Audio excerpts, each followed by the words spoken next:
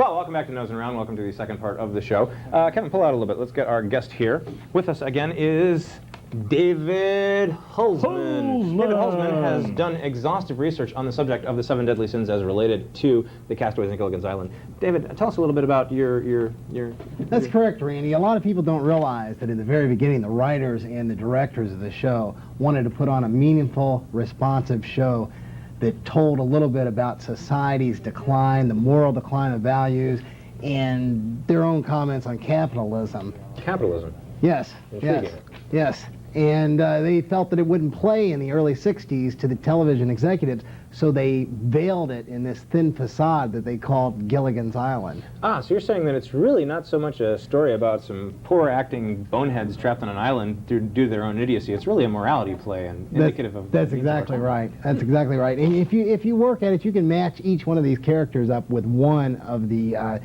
7 cardinal or 7 deadly sins. This new learning intrigues me, Bedivere. Tell me again how a ram's bladder may be used to prevent earthquakes. Well, first of all, lust. Lust. Ginger. Everybody. Well, you got that one right off the bat. Now, what else could it be? Well, it certainly couldn't be Gilligan. That's right. He blacked out every time a woman came near him. That's right. What would you say was Gilligan? I mean, first of all, do you know the 7 deadly sins? Well, let's see. There's lust, envy, greed, pride, sloth, anger, and I don't know number 7. Gluttony. Gluttony. Gluttony. That would be Gilligan. That would be Gilligan. That would be Gilligan, with his fascination for Mary Ann's coconut cream pie. Yeah. Have you read my book? No, I'm just well versed on this subject myself. Okay. I thought I'd bone up a little bit before you were on the show. Well, I'm glad you did. As a respected I'm glad authority. you did. Skipper would be... Anger? Anger, exactly right. He represses the anger. He knows that he lost these people on the island. He doesn't want to take the responsibility for it. He's constantly shoving it at Gilligan, and it's just anger all over. A man at war with himself. A man at war with himself. Couldn't have said it better. Couldn't have said it better. Keep going. Avarice. Well, Mr. Howell. Mr. Howell. Greed himself. He couldn't put it any other way. I don't think it needs any further explanation, but this was another hit at capitalism that the writers What intended. was their interest in capitalism? Why Well, they were specifically? communists. The writers of the show were communists? Sherwood Schwartz was a communist? Sherwood Schwartz, yes. Why, this is fascinating. Sherwood Schwartz is not only responsible for Gilligan's Island, but also the Brady Bunch. That's correct. And That's right. several other And he was 60s. completely missed by the McCarthy hearing. So it's possible you're saying that Sherwood Schwartz, an inside mole, a 5th column communist, might have actually managed to influence the thinking of an entire generation of Americans. Absolutely correct. He might be responsible for the unrest in the late 60s. As a matter of fact, the disco era. I've done a lot of research on this. Documented evidence. Documented evidence. That came from the CIA files through the Freedom of Information Act, and it's all here. So there's no questions about it. Can I look at some of that? Sure. But why don't you just wait until the book will be out soon, shortly. Okay. If you want to get a shot of that, please. It's called Ship of Fools. I don't think so. I've looked over in Vance Cop. Well, actually, I just read the jacket, and it really was one of the best book jackets that I've read in the past trip to the bookstore. Fly jacket. Keep going. That's right. Sloth. Sloth. Mrs. Howell. Mrs. Howell. You're 5 of 5 here, Randy. I'm really surprised. I pride myself on not being a dim bulb. I've never seen anybody that was as far into this Gilligan conspiracy as yourself. Well, it's evil, and it's something that we all must know about, really. Mrs. Howell, typical silver spoon child. Oh, absolutely. Never did anything for herself in her life. Lived off of the work of the common man. And again, we see the recurrent theme of communism versus capitalism here. So she's sort of a fatted burger. Exactly. A worthless society matron. Her only purpose in life was to gain recognition through no work. That's amazing. Keep more. More? Envy. Now, that's a tough one. I'm going to say... I'm going to have to say Ginger. No, I'm sorry. We already did Ginger. I'm going to have to say Mary Ann. Mary Ann, that's correct. Can you be a little bit more, pull that out? Well, let's face it. Ginger was quite the babe. I mean, she's like 60 That's right. now, and Absolutely. she's still gorgeous. Absolutely. Mary Ann, on the other hand, was not. Well, I don't know personally, but that's beside the point. I mean, I don't like redheads, and I'm still quite taken with Ginger. Well, underneath the facade of this self-esteem and confidence that Marianne showed, she was actually a seething cauldron of desires unfulfilled. Desires unfulfilled. Yes. I remember the episode where she pretended that she was engaged to someone back in the States. Yes, yes. The Message in a Bottle episodes. Exactly, exactly. Which Sting wrote about, actually. It was related to that episode. Not everybody knows it, but it's true. Message in the Bottle. Uh-huh. Absolutely. You'll find it in my book. What was it? So how do you feel on the Ginger thing again? How do you feel that, what were they trying to say when they had a substitute Ginger in the reunion movies? Was this some kind of commentary on the Kennedy assassination, or perhaps the extinction of the dinosaurs? I think it was more along the lines of the actress Tina Louise had just completely realized that she was the Ginger character in herself, and she realized she'd blown her life, blown her career, and she just didn't want to come back sucking up for any more humility. I mean, that was just a actor's choice. I don't think it really had. As a matter of fact, the whole Gilligan movie series was simply commercialism based on the earlier show. So it doesn't relate to the artistic whole. Come on, Harlem Globetrotters on Gilligan's Island. It just doesn't fit. True. Yeah. Certainly not as memorable as when the mosquitoes showed up on Gilligan's Island. That's right. That's right. And keep going. And the let's see, we professor, have of the course, professor. that leaves envy for that leaves pride for the professor. And we see this theme over and over again in literature, where in Frankenstein, science. Faust. Exactly. It's man's attempt to become God through his own device, and Professor represents that exactly. And you know, who could forget his very sacrilegious text that he carried around with him everywhere, Fun with Ferns. Fun with ferns. Absolutely. Well, this is amazing. Does anyone, I'd like to open up the discussion to our camera people. Does anybody here have any questions about the 7 deadly sins and the Gilligan conspiracy? Dan, do you have any questions? No, I'm pretty happy with Alex, the you look like you're just busting out to say something. What have you got? Well, you were saying something about maybe the multi-personality complex that Ginger seemed to have. The way some people, like if there seemed to be a missing part of the let's say the body of the Gilligan Island's crew, all right? Say if something needed to be done, Ginger could do it. Could you? We were talking about this earlier in the green room. And actually, Did you like the knockwurst, by the way? That was wonderful. You know, yeah. I haven't seen a spread like that since the Arsenio show. Yeah. I appreciate that. That was a shame the way Arsenio treated you, man. Well, you know, you get booked on these things.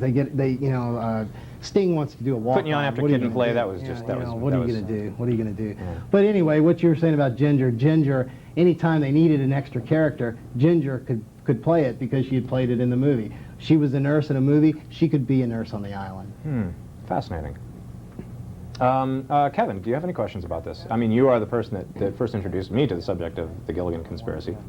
Oh, yeah, well, a really good question. And I left it at home. Well, I'll just go with the crappy one that you Okay, thought of on the spur of the moment. Okay, are you going to have to apologize for saying crap? No, I can say crap. That's your show. There you I go. can also say wagon load. Wagon load of crap. Yeah. Bill can't say wagon load, though. I got a question. Yes, Dan. Go ahead. Oh, go ahead. If they could Microwave. bump off one member and have it so they weren't very important. By the way, I want to compliment Alex on a really great film noir camera angle of Dan while he's talking there. You can't look at it, you ruined it. Anyway, go ahead with the question. Keep on going. Which character could have been bumped off the easiest and no one had to suffer? Dr. Smith. Oh, sorry, wrong show.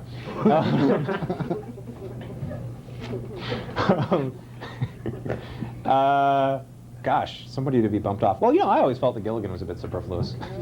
I mean, as far as I know, they named it Gilligan's Island because he was the one that kept screwing up their getting off, but he really didn't seem to add much to the commune, as it were. That's true. Bump them off, they get home, everything's cool. How are we doing on time? I remember the question. Oh, okay. What's the question? Why is it that, like, everybody who showed up on the island was too paranoid to get them off the island?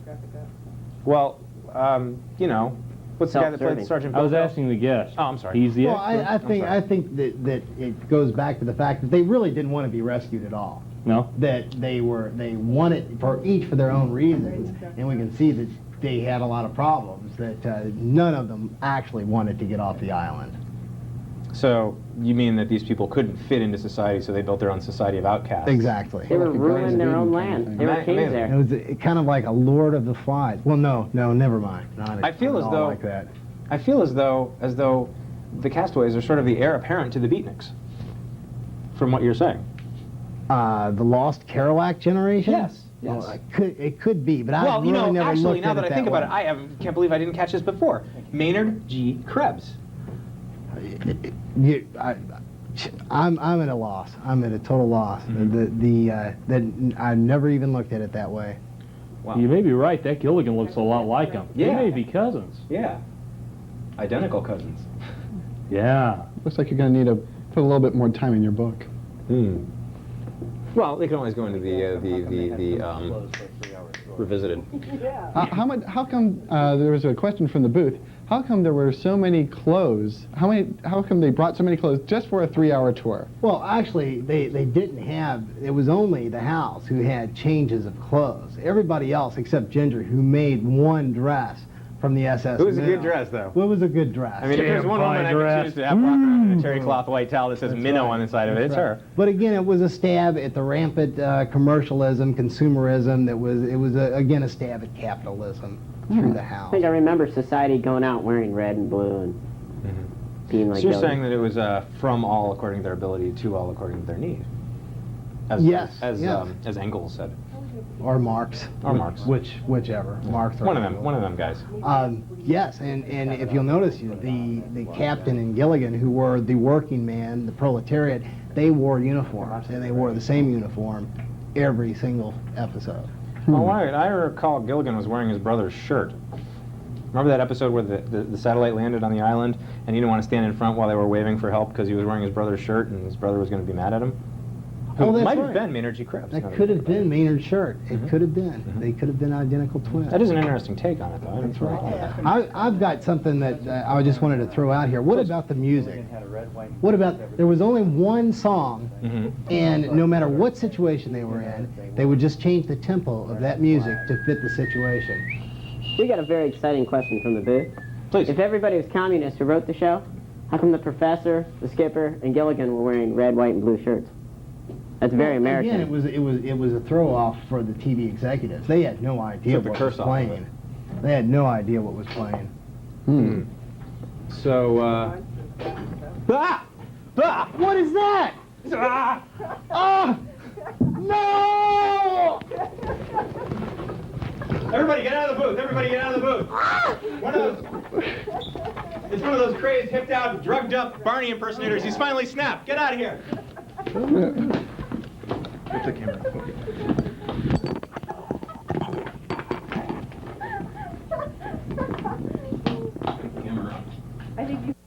No! Everybody get out of the booth! Everybody get out of the booth! One of those. Get the camera.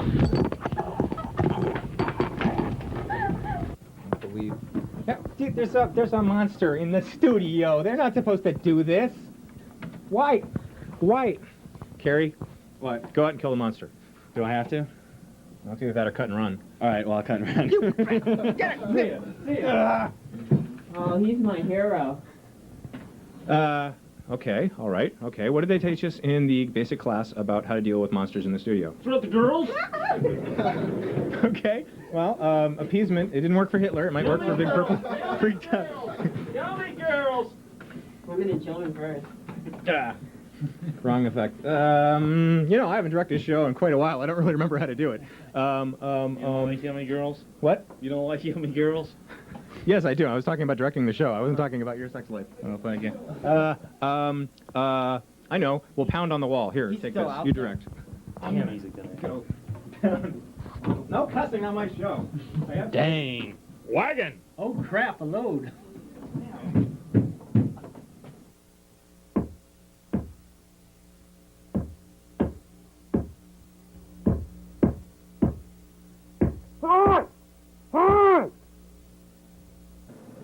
Oh, well, this is just, it's typical. There's nobody in the studio whenever we need a hand. Okay, all right. What? We're getting sound? Okay, good. Yeah, I'd hate to have my death not properly taped. Okay, I'm Gilligan, I dropped some change. I dropped some change out there. We can get John to call for help. If John, go pick up the change. Yes, go do it. Do it, John. Do it.